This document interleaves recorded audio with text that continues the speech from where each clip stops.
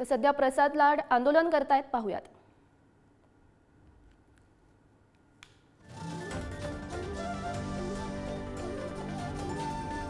नुकतंच आपण पाहिलेलं होतं, प्रसाद लाड यांनी माध्यमांशी संवाद साधलेला होता आणि त्यानंतर त्यांनी अंबादास दानवे यांच्यावर आरोप सुद्धा केलेले होते।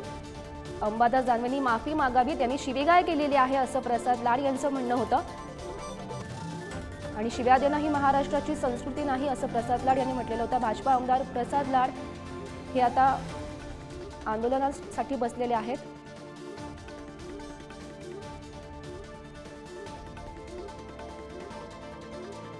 आणि अंबादास दानवे यांनी शिवीगाळ केल्यामुळे मला रात्रभर झोप लागली नाही असं सुद्धा त्यांचं म्हणणं होतं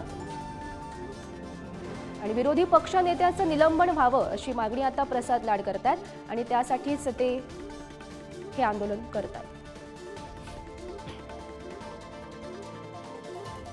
विधान भवनाच्या पायऱ्यांवर हे प्रसाद लाड यांच्याकडून आंदोलन सुरू आहे। अंबादास दानवेंनी माफी मागावी अशी मागणी ते करतायत। सोबतच विरोधी पक्ष नेत्याचं निलंबन व्हावं असं त्यांचं म्हणणं आहे। प्रसाद लाड यांचं विधान भवनाच्या पायऱ्यांवर हे आंदोलन सुरू आहे। आपण त्याची थेट लाईव्ह दृश्य पाहतोय।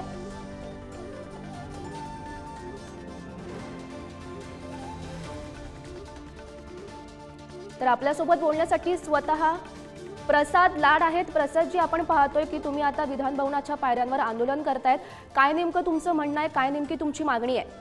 मी सकाळी मीडियाकडे माझी भूमिका मांडली, ज्या पद्धतीमध्ये 25 वर्षापूर्वी कॅन्सरच्या दुर्गम आजारातून माझ्या आईचा कॅन्सरने मृत्यू झाला होता। त्या आईला सभागृहात शिव्या देण्याचं काम, बहिणीला शिव्या देण्याचं काम हे विरोधी पक्ष नेत्यांनी केलं। सभागृहाच्या खाली, सभागृहाच्या आतमध्ये मीडियाच्या अधिकृत पोडियमवर येऊन धमकी देण्याचं काम केलं, बोटं तोडण्याचं काम नाव सांगितलं, त्यांच्यावर 75 दंगलीचे गुन्हे असल्याचं त्यांनी सांगितलं। अशा व्यक्तीच्या विरोधात दहशतीचा गुन्हा, धमकीचा गुन्हा दाखल झाला पाहिजे, त्यांनी राजीनामा दिला पाहिजे आणि त्यांचं निलंबन हे झालं पाहिजे, ही माझी मागणी आहे। जोपर्यंत मागणी मान्य होणार नाही, सरकार जोपर्यंत माझ्याशी चर्चा करणार नाही, तोपर्यंत मी इथून उठणार नाही।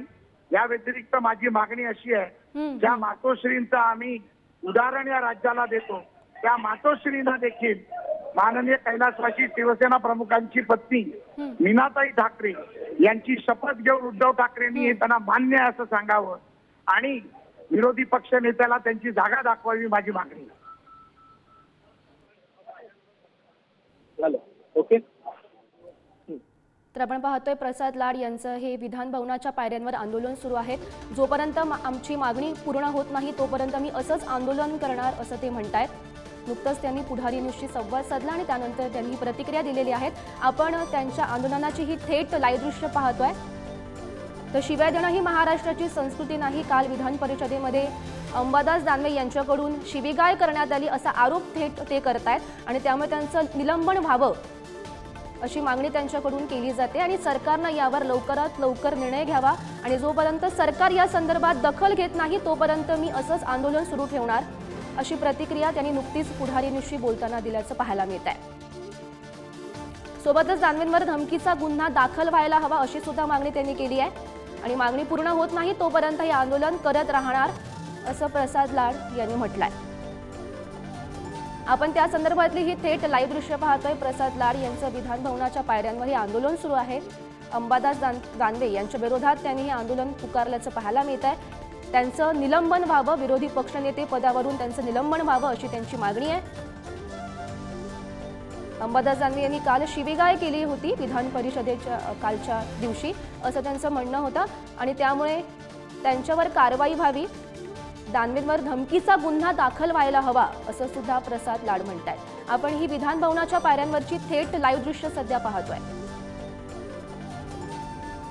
नुकतंच त्यांनी पुढारी न्यूजला प्रतिक्रिया दिली, त्यावर त्यांनी हे म्हटलेलं आहे की जोपर्यंत अंबादास दानवेंवर कारवाई होत नाही तोपर्यंत मी आंदोलन असं सुरू ठेवणार आणि सरकारनं यावर लवकरात लवकर दखल घ्यावी असं प्रसाद लाड म्हणतात।